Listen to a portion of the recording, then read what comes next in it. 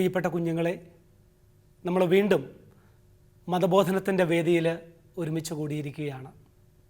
എല്ലാവർക്കും സുഖമെന്ന് കരുതുന്നു. എല്ലാവരും എൻ്റെ പ്രാർത്ഥനയിലുണ്ട്, സഭയുടെ പ്രാർത്ഥനയിലുണ്ട്, ഈശോയുടെ ഹൃദയത്തിലുണ്ട്. എല്ലാവരും സുരക്ഷിതരായിരിക്കുന്നു എന്ന് തന്നെ കരുതട്ടെ. നമ്മൾ കഴിഞ്ഞ കുറേ ക്ലാസ്സുകളായി നമ്മളെക്കുറിച്ച് തന്നെ ചിന്തിക്കുകയായിരുന്നു. ഞാൻ ആരാണ്? എൻ്റെ വ്യക്തിത്വം എങ്ങനെയാണ്? ജീവിതത്തിൽ എന്ത് രീതിയിൽ, ഏത് രീതിയിൽ നമ്മൾ തീരുമാനങ്ങൾ എടുക്കണം എന്നൊക്കെ നമ്മൾ ചിന്തിക്കുകയാണ്. ഇന്ന് അവിടെ നിന്ന് ഒരു പടി കൂടി നമ്മൾ മുൻപോട്ട് കയറുക, നമ്മുടെ ജീവിതത്തെക്കുറിച്ച് ഒന്ന് ചിന്തിച്ച് തുടങ്ങുക.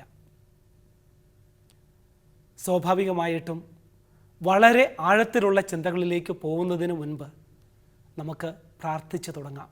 ഒരു നിമിഷം നമ്മളായിരിക്കുന്ന സാഹചര്യങ്ങളിൽ നമുക്ക് നിശബ്ദരാവാം, കണ്ണുകളടയ്ക്കാം, നമ്മളെ മുഴുവനും ഈശോയുടെ കൈകളിലേക്ക് നമുക്ക് സമർപ്പിക്കാം. നമുക്ക് പ്രാർത്ഥിക്കാം. എൻ്റെ ഈശോയെ, ഞാൻ കൂടുതൽ അവിടുത്തെ അറിയുവാൻ ശ്രമിക്കുകയായിരുന്നു കഴിഞ്ഞ 10 വർഷങ്ങളായിട്ട്. ഇനി ജീവിതത്തിലേക്ക് വളരെ സീരിയസ് ആയിട്ടുള്ള എൻ്റെ ഉദ്യമങ്ങളുമായി ഞാൻ ഇറങ്ങാൻ പോവുകയാണ്. ആ ഒരു പ്രായത്തിലാണ് ഞാൻ നിൽക്കുന്നത്. ലോകത്തിലേക്ക് ഇറങ്ങുമ്പോൾ ഒരിക്കൽ കൂടി എൻ്റെ ബോധ്യങ്ങളെ ഞാൻ ഉറപ്പിക്കാൻ ശ്രമിക്കുകയാണ്. ഇന്ന് ഞാൻ ചിന്തിക്കുന്നത്, എൻ്റെ ഈശോയെ, എൻ്റെ ജീവിതത്തെക്കുറിച്ചാണ്. അങ്ങ് എനിക്ക് കനിഞ്ഞു തന്നിരിക്കുന്ന ജീവൻ്റെ ദാനത്തെക്കുറിച്ചാണ്.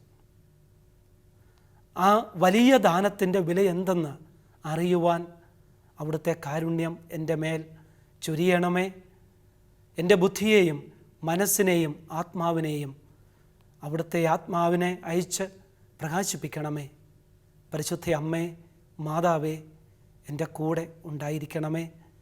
പിതാവിൻ്റെയും പുത്രൻ്റെയും പരിശുദ്ധാത്മാവിൻ്റെയും നാമത്തിൽ ആമേൻ. ഈശോ മിശിഹായ്ക്ക് സ്തുതിയായിരിക്കട്ടെ. ഞാൻ നിങ്ങളെ ഒരു കുടുംബ ചിത്രം കാണിക്കാൻ ആഗ്രഹിക്കുക.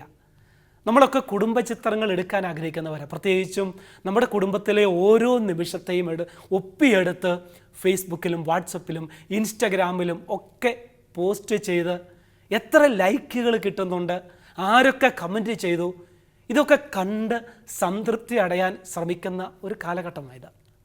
ഞാനൊരു കുടുംബത്തിൻ്റെ ചിത്രം നിങ്ങളുടെ മുൻപിലേക്ക് അവതരിപ്പിക്കുകയാണ്. ഇതാ, ഒന്ന് കണ്ടു നോക്കുക. അപ്പനുണ്ട്, അമ്മയുണ്ട്, 3 കുഞ്ഞുങ്ങളുണ്ട്. പക്ഷേ ഇത് പൂർണ്ണമായ ഒരു ചിത്രമല്ല, അപൂർണമായ ഒരു ചിത്രമാണ്. ഈ ചിത്രം പൂർണ്ണത കൈവരിക്കണമെങ്കിൽ ഒരു വ്യക്തി കൂടെ അവിടെ ഉണ്ടാവണമായിരുന്നു. പക്ഷേ ആ വ്യക്തി അവിടെ വരണമെങ്കിൽ ഈ ചിത്രത്തിൽ നിന്നും ഒരു പ്രധാനപ്പെട്ട വ്യക്തി അപ്രസക്തമാവും, ഇല്ലാതാവും. ആരെ നമ്മൾ ബലി കൊടുക്കും? അങ്ങനെ ഒരു ചോദ്യത്തിന് മുൻപിൽ ഈ കുടുംബം പകച്ചു നിന്നു. പക്ഷേ ഈ കുടുംബത്തിൽ ആ തീരുമാനമെടുക്കേണ്ടിയിരുന്നത് അപ്പനല്ലായിരുന്നു, ആ 3 കുഞ്ഞുങ്ങളിൽ ആരുമായിരുന്നില്ല, മറിച്ച് ആ സ്ത്രീയായിരുന്നു, അമ്മ. വെറുമൊരു സ്ത്രീയല്ല, നല്ല അറിവും വിദ്യാഭ്യാസവുമുള്ള ഒരു സ്ത്രീ.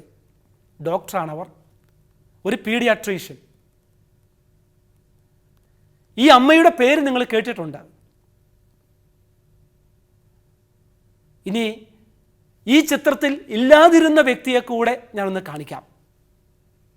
ഡോക്ടർ ജിയാന ഇമ്മാനുവേല മോള.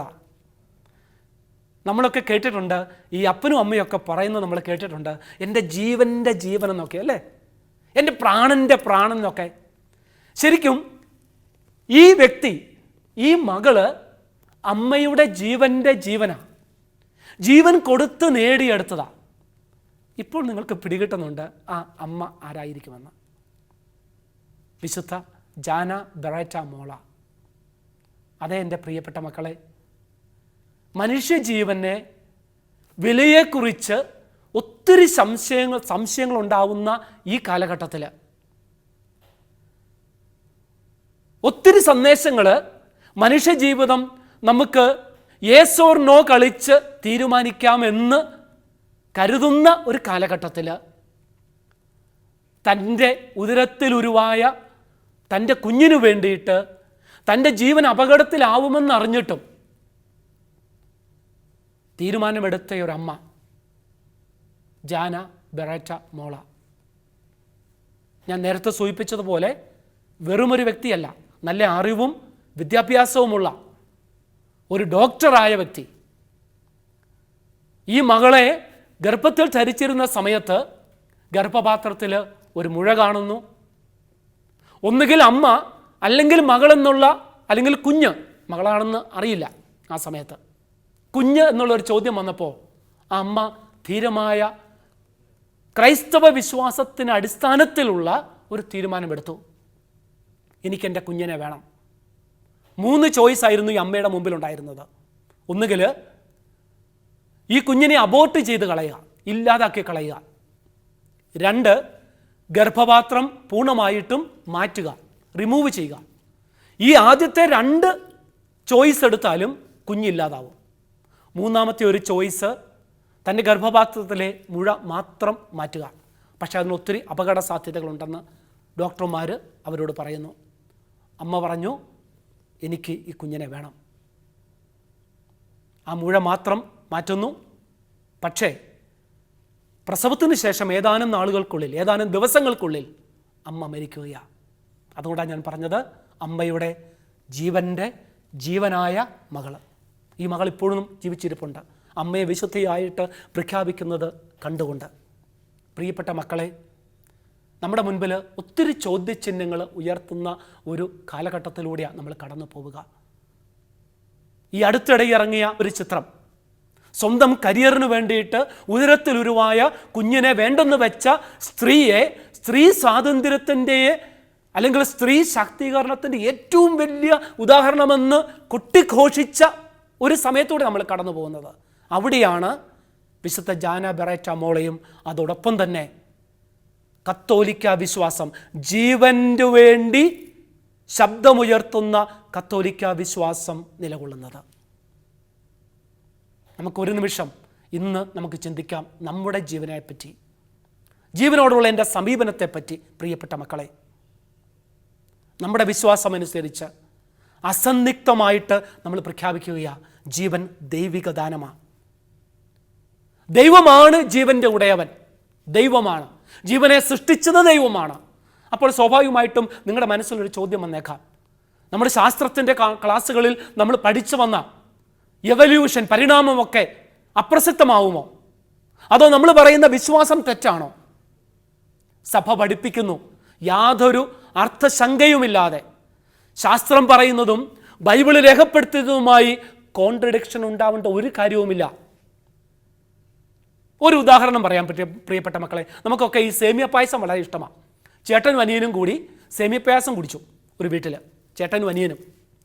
2 പേരും തമ്മിൽ അവസാനം കുടിച്ചു കഴിഞ്ഞിട്ട് തർക്കമായി. ചേട്ടൻ പറഞ്ഞു, ഈ സേമിയ പായസം ഉണ്ടാക്കിയത് സേമിയയും പാലും പഞ്ചസാരയും കിസ്മിസും കാഷ്യൂനട്ടും ഒക്കെ കൂടെ ചേർത്ത് സേമിയ പായസം ഉണ്ടായി. അനിയൻ പറഞ്ഞു, അല്ല, സേമിയ പായസം അമ്മ ഉണ്ടാക്കി. ചേട്ടൻ വിട്ടുകൊടുത്തില്ല. ചേട്ടൻ പറഞ്ഞു, അല്ല, സേമിയ പായസം ഉണ്ടായി. അനിയൻ പറയുന്നു, സേമിയ പായസം അമ്മ ഉണ്ടാക്കി. 2 പേരും പറഞ്ഞതിൽ എന്തെങ്കിലും കോൺട്രഡിക്ഷൻ ഉണ്ടോ? ഒന്നുമില്ല. ഉണ്ടാവുന്ന ഒരു സാധനത്തെക്കുറിച്ച് ചേട്ടൻ വിവരിച്ച് പറഞ്ഞു, സേമിയ പായസം ഇങ്ങനെ ഉണ്ടായി, ഈ രീതിയിലുണ്ടായി, എന്തൊക്കെ അതിൻ്റെ അകത്തുണ്ട്. അനിയൻ പറയുന്നു, ഇത് ഉണ്ടാക്കിയത് ആരാ? അമ്മയാണ് ഉണ്ടാക്കിയത്.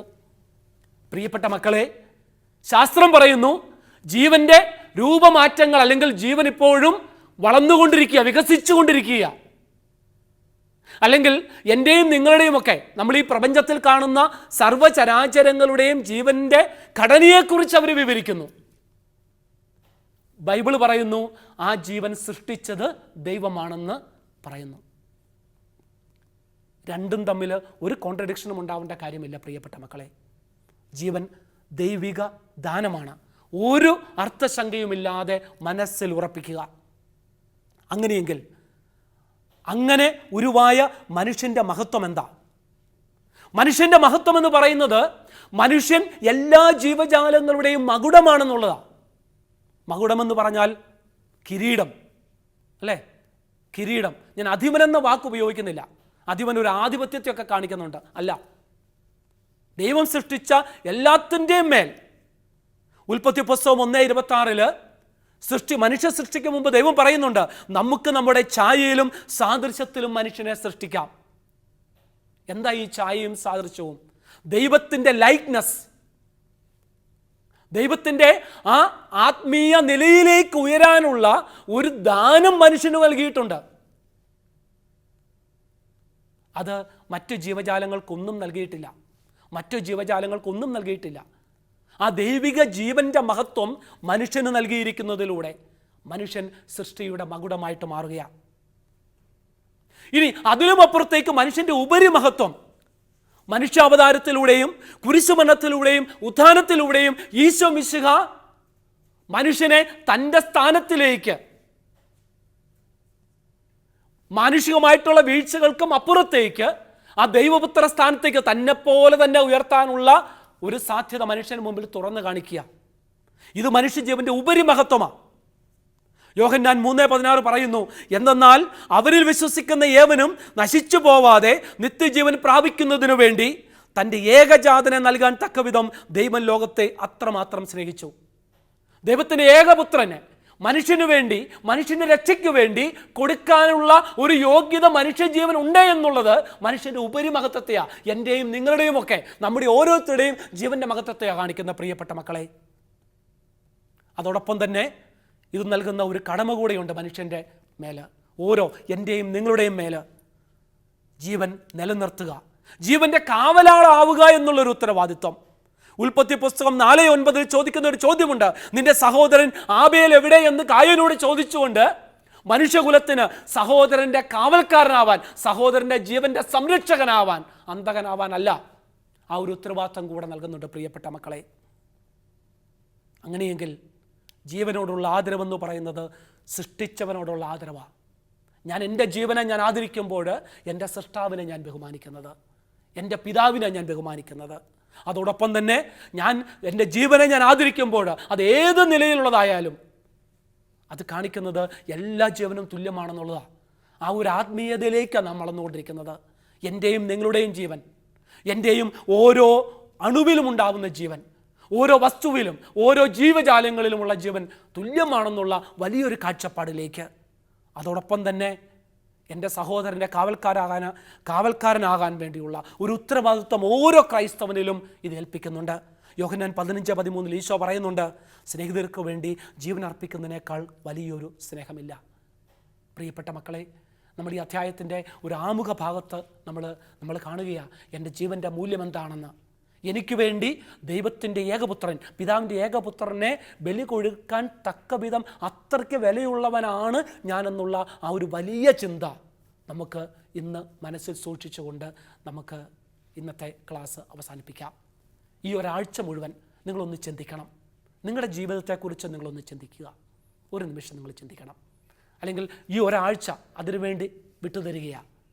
ഈ ഒരു യോഗ്യതയ്ക്കനുസരിച്ച് ഞാൻ പ്രവർത്തിച്ചിട്ടുണ്ടോ ഇല്ലയോ എന്ന് നമുക്കൊന്ന് ചിന്തിച്ച് നോക്കാം പ്രിയപ്പെട്ട മക്കളെ.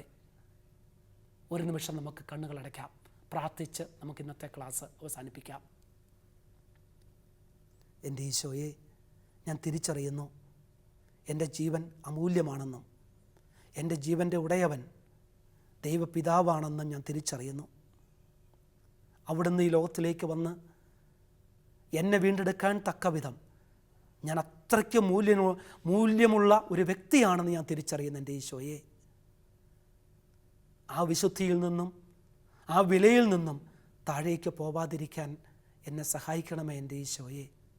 ഈ ഒരാഴ്ച എൻ്റെ ജീവൻ്റെ മൂല്യത്തെക്കുറിച്ച് ഞാൻ ചിന്തിക്കുമ്പോൾ, വിലയെക്കുറിച്ച് ഞാൻ ചിന്തിക്കുമ്പോൾ, അങ്ങയുടെ ആത്മാവിൻ്റെ പ്രകാശമായിട്ട് എൻ്റെ മനസ്സിലേക്ക് കടന്നു വന്ന് യഥാർത്ഥത്തിലുള്ള എൻ്റെ ജീവൻ്റെ മൂല്യം തിരിച്ചറിയാൻ എന്നെ സഹായിക്കണമേ. പിതാവിൻ്റെയും പുത്രൻ്റെയും പരിശുദ്ധാത്മാവിൻ്റെയും നാമത്തിൽ ആമേൻ.